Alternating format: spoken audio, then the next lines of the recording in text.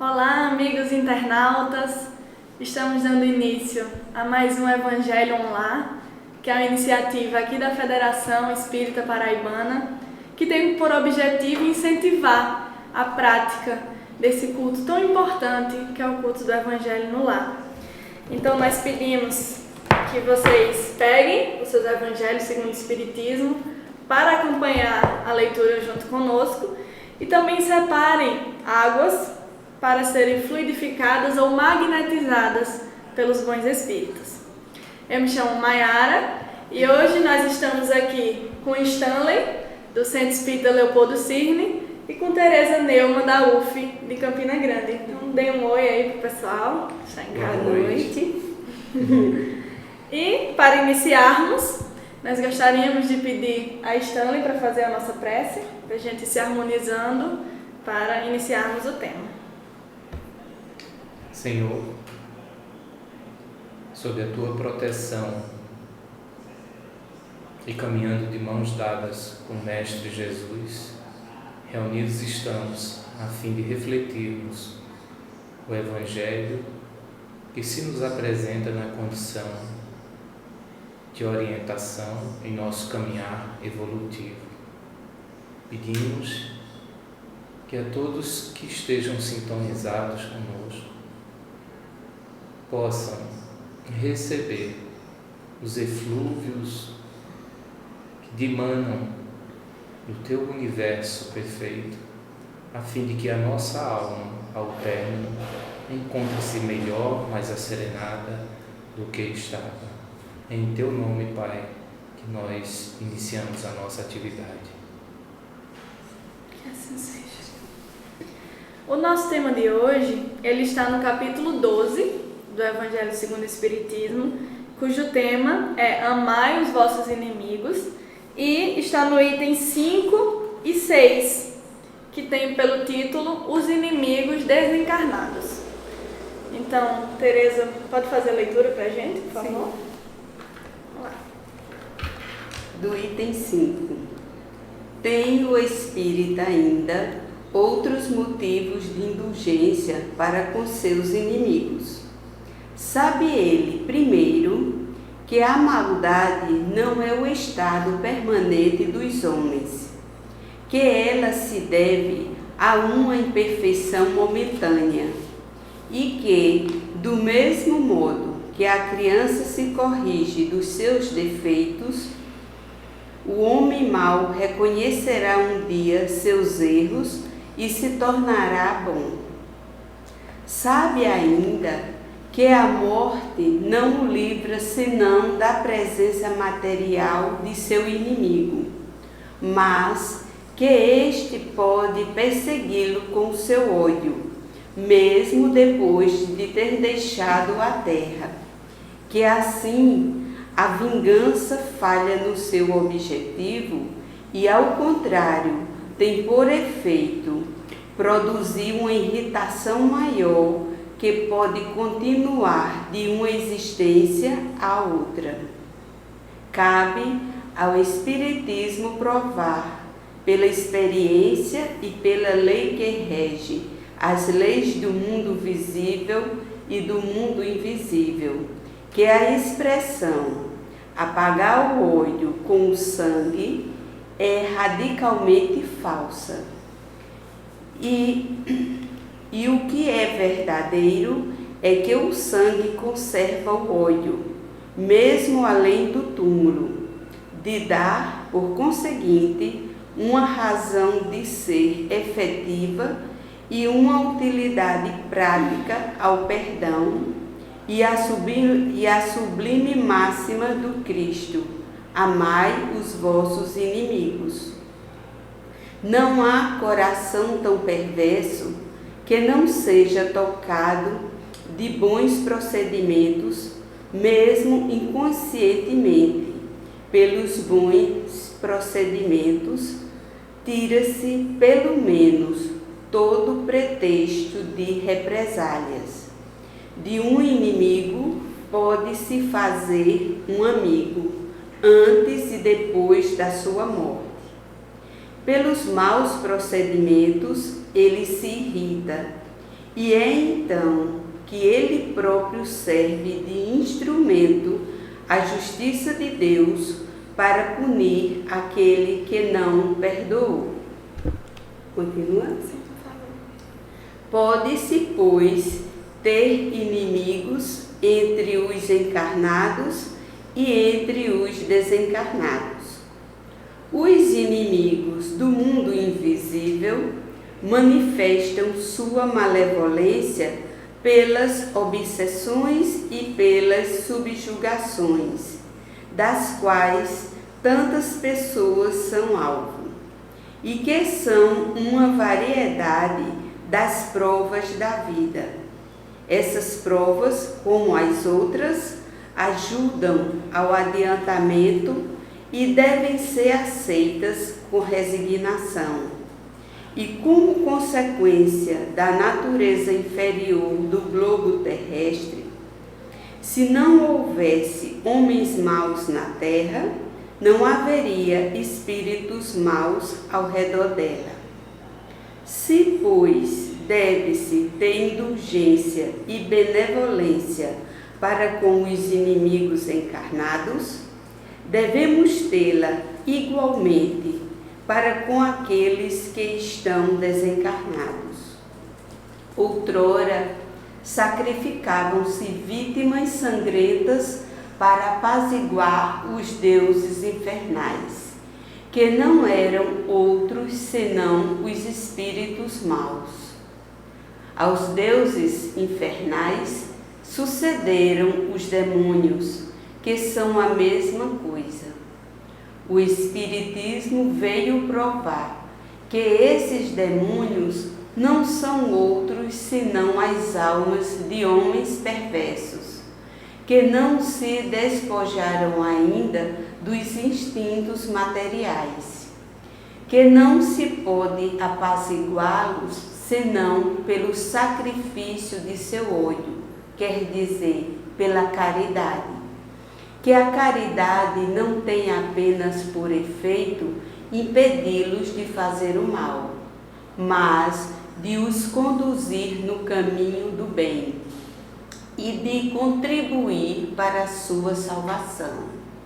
É assim que a máxima, amai os vossos inimigos, não está circunscrita ao círculo estreito da terra e da vida presente, mas se integra na grande lei da solidariedade e da fraternidade universais.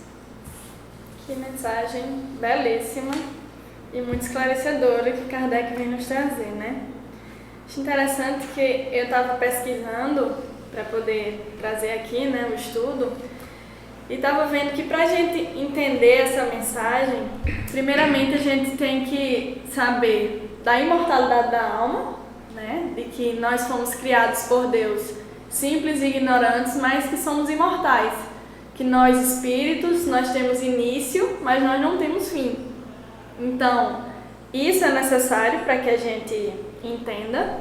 Também é necessário para que a gente entenda a questão da evolução, que a evolução ela é progressista. Então, o mal, ele é, como nos diz a Gênese, ele é algo circunstancial, é algo temporário, que realmente vai acabar, porque o mal ele não é senão a ausência do bem. E também que o homem, que o espírito, ele sofre à medida que ele se afasta das leis de Deus, né? Então, a gente precisa saber disso para poder entender essa mensagem dos inimigos desencarnados que Kardec vem trazer de uma forma maravilhosa. E realmente que está bem colocado no Evangelho, nessa parte do amar os vossos inimigos, que foi algo que Jesus trouxe realmente de novidade para aquela época e que é algo ainda tão difícil para a gente hoje, né? Então, muito interessante, muito bom. Aí no início aqui da mensagem, ele vem dizer um alerta para nós espíritas, né? Que se todo mundo tem que amar os inimigos, imagina nós espíritas que temos todo esse conhecimento que já foi dito aqui, né? É muito necessário isso. Nós amarmos a todos em humanidade tanto encarnados quanto desencarnados. Então, muito bom. O que mais? Vocês querem comentar algo? Neuma? Quer comentar algo? Ou tá... Não, porque quando ele fala que nessa parte, né, que outrora ele oferecia o sangue para uma forma de sacrifício, né? De um sacrifício como uma forma de uma reconciliação.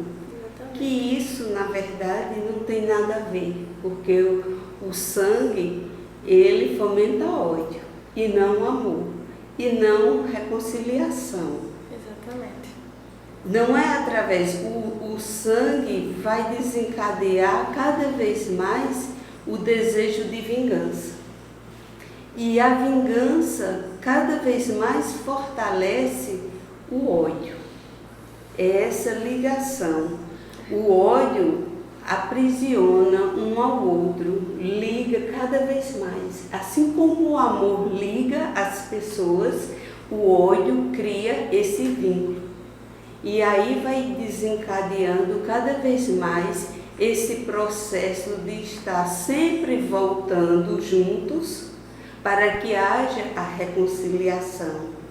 E esses inimigos desencarnados, nós devemos ter a consciência que são, porque nós devemos amar esses inimigos desencarnados?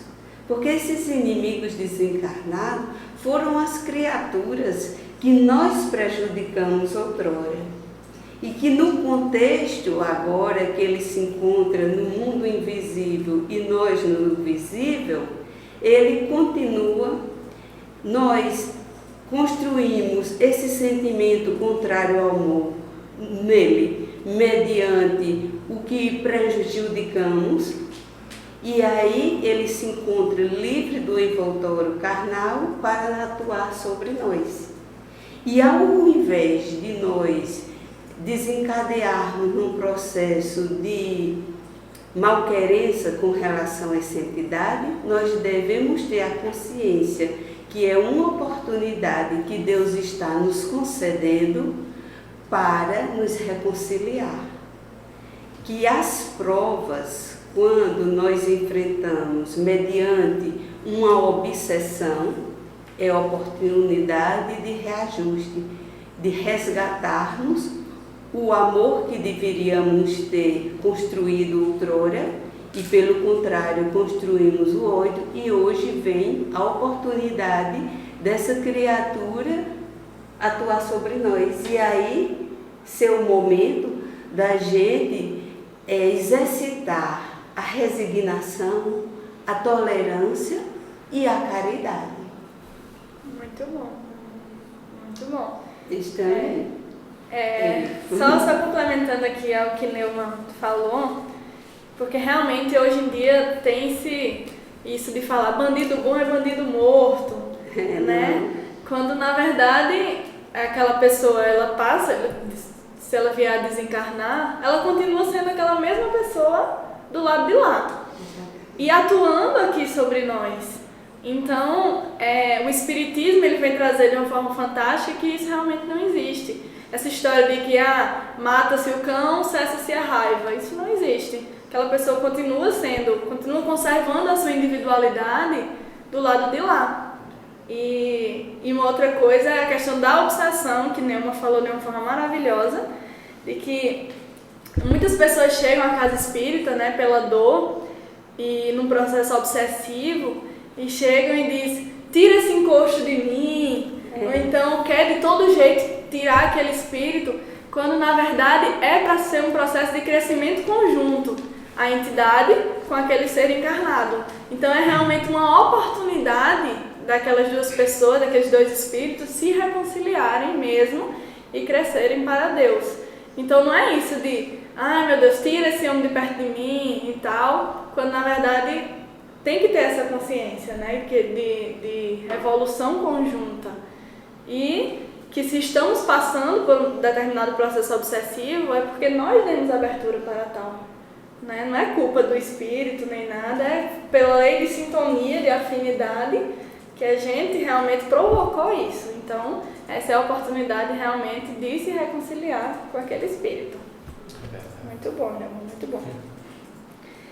Stanley quer falar algo que achou interessante na mensagem? Eu quero dizer apenas que cada vez que eu leio o Evangelho busco compreender as máximas de Jesus, mas me encanta a forma pedagógica com que trilhou uma passagem tão rápida pela terra e que se perenizou através do arrastamento das multidões com os seus exemplos sempre profícuos.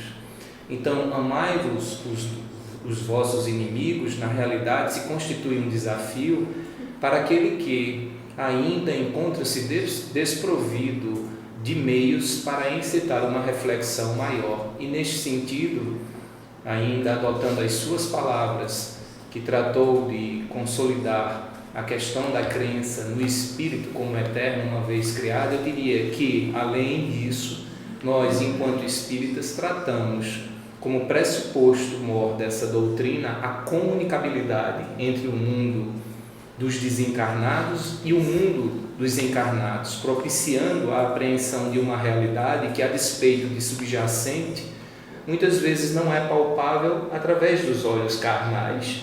E eis a razão pela qual as pessoas compreendem os efeitos, mas não as causas. E os processos obsessivos se nos apresentam como efeitos de reajustes sendo promovidos à luz da lei divina. Porque nós sabemos que nessa condição de filhos, temos como objetivo único trabalharmos nessa obra divina. Somos inquilinos no mundo de Deus. E aqui estamos com um único objetivo: evoluir. E para evoluir é preciso também se fiar no que você acabou de falar, compreender a lei de sintonia, o contexto de afinidade e também refletir sobre o contexto da repulsão, ou seja, essa ausência de afinidade, porque é muito simples exercitar esse amor em relação àqueles com quem guardamos, sobretudo, vínculos carnais, mas muito difícil com aqueles que guardamos vínculos de dissensão, ou seja, desacordos, ainda que transitórios.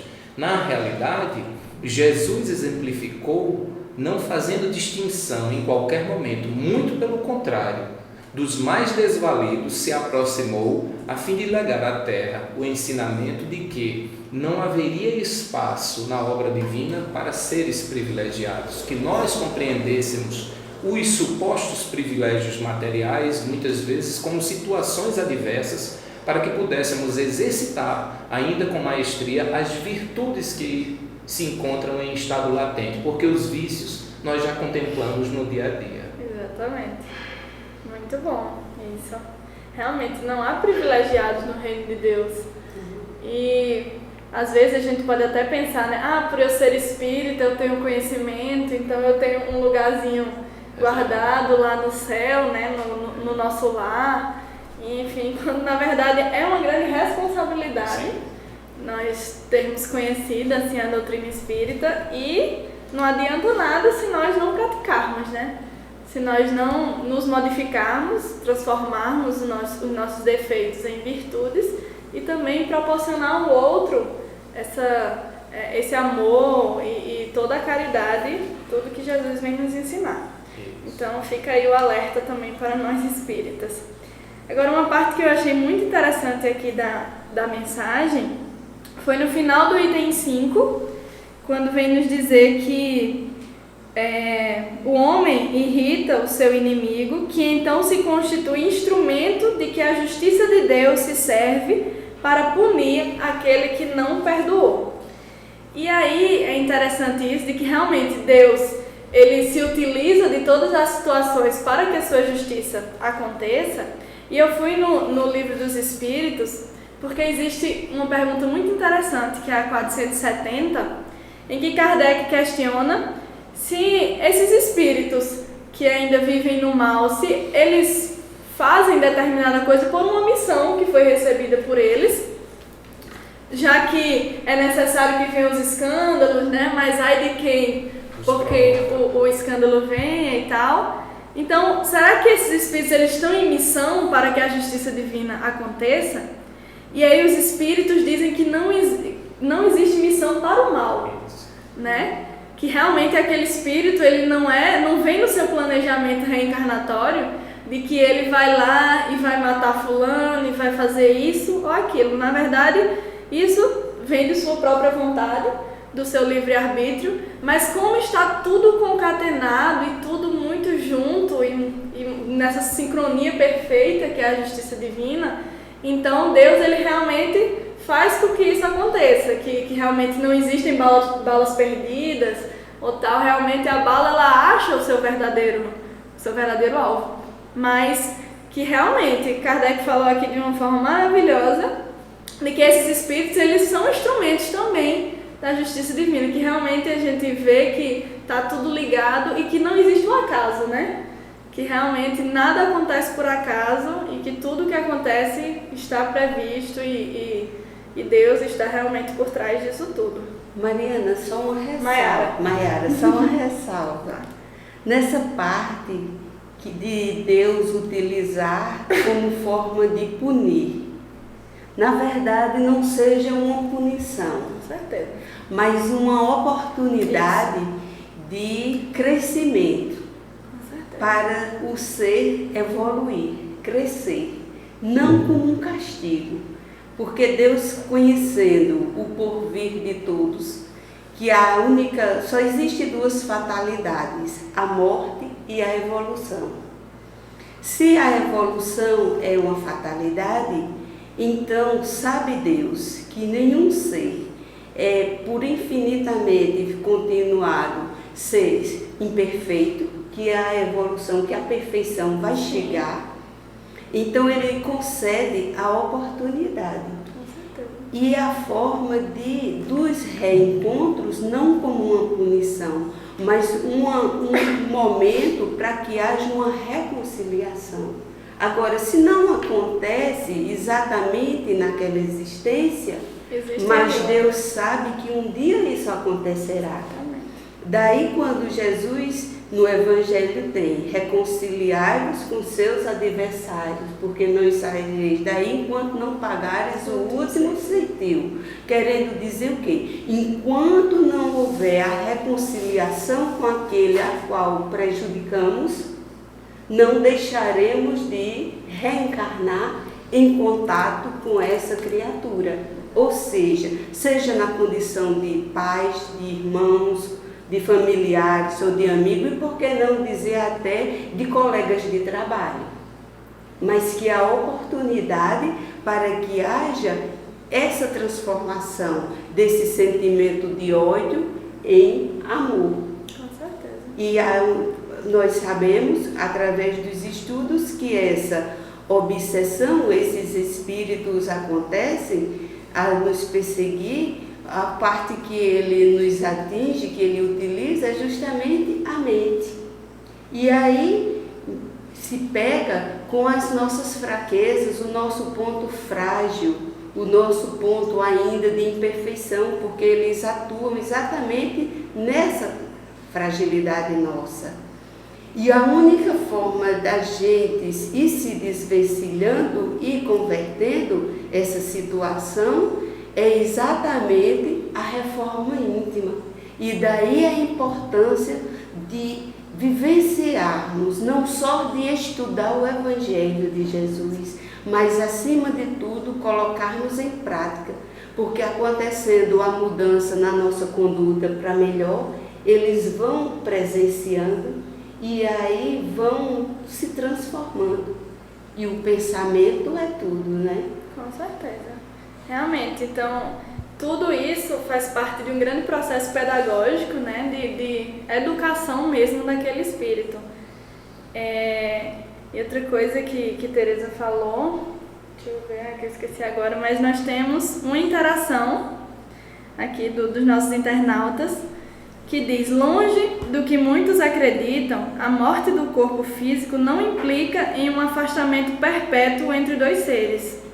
Ao contrário, todos os laços que cultivamos nesta vida continuam, sejam para o bem como para o mal. Que bom se a partir de hoje já começarmos a cultivar o bem, afinal, um dia nos reencontraremos com todos os nossos amigos e inimigos.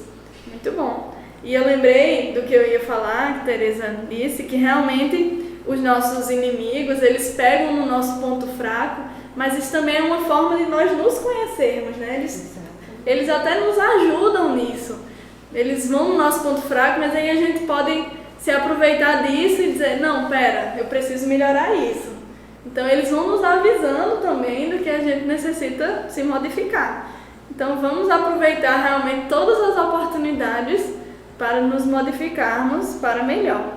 E assim, ou pelo exemplo, né, pela nossa mudança de conduta, esses seres que outrora nós machucamos de alguma forma, eles também possam se melhorar junto conosco.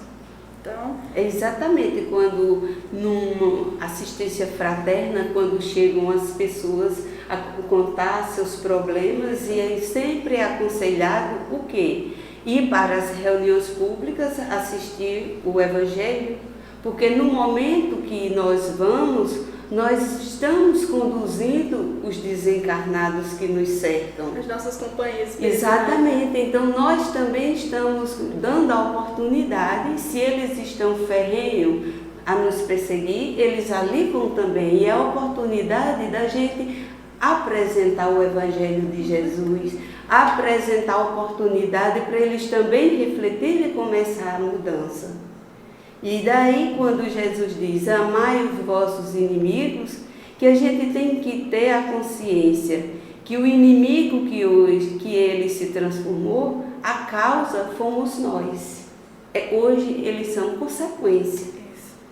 E que quando Jesus diz, muitas das vezes podemos equivocadamente achar que amar o inimigo é ter que gostar dele. Conviver, né? Não é, na verdade. Amar o inimigo é não desejar o mal para ele, é ajudá-lo com uma prece, com uma leitura edificante, mas que para haver realmente uma transformação para aquele inimigo, o espelho é a nossa conduta, é a nossa transformação moral. E só acontece essa transformação quando a gente se esforça em vivenciar os ensinamentos de Jesus. Exatamente. E é justamente o que ele vem falar aqui no final, que a chave de tudo isso é a caridade. É fazer o bem, colocar Deus acima de tudo mesmo, que assim a gente vai estar se reconciliando. E também impedindo que esses espíritos, ou até nós mesmos, venhamos a cometer novos males. E assim está se prejudicando ainda mais. Então, nós já estamos chegando ao nosso encerramento, no instante passa, né? Vocês gostariam de falar mais alguma coisa? Eu diria apenas que nós refletamos sobre o paradigma ação-ação, esquecendo ação e reação. Se nós formos capazes de refletir este paradigma, talvez nós compreendamos que o melhor é amar e não amar e reagir. Muito bom, muito bom. Teresa, quer falar algo? Não. Tranquilo? Tranquilo. Então, realmente, a gente sabe que não se esgota aqui, né, os comentários sobre essa passagem, que como Stanley falou, o Evangelho ele é maravilhoso, que toda vez que a gente vai ler, a gente tira novas conclusões sobre ele, a depender do momento da nossa vida que estamos passando. Então, se vocês tiverem mais alguma dúvida, alguma coisa, só é se comunicar com a gente pela página da Federação Espírita Paraibana e vamos nos encaminhando agora para o nosso encerramento. Eu vou fazer a prece final para que possamos nos harmonizar. Então, amado Mestre Jesus, amigo de todas as horas, nós te agradecemos, Senhor, por mais um Evangelho e que podemos estar aqui reunidos em Teu nome, aprendendo mais sobre os Teus ensinamentos benfeitores. Muito obrigada por tudo, Senhor. Gostaríamos de te pedir por todos que estão em sofrimento no momento, que eles possam receber as Tuas bênçãos, inclusive aqueles que não te conhecem, Senhor. Gostaria de pedir pelas nossas companhias espirituais, como também por aqueles que se dizem nossos desafetos, para que eles vejam em nós espíritos que estão buscando se melhorar a cada dia. Muito obrigada por tudo. Permanece conosco, hoje e sempre, que assim seja. Então, meus amigos, muita paz e até o próximo Evangelho Online.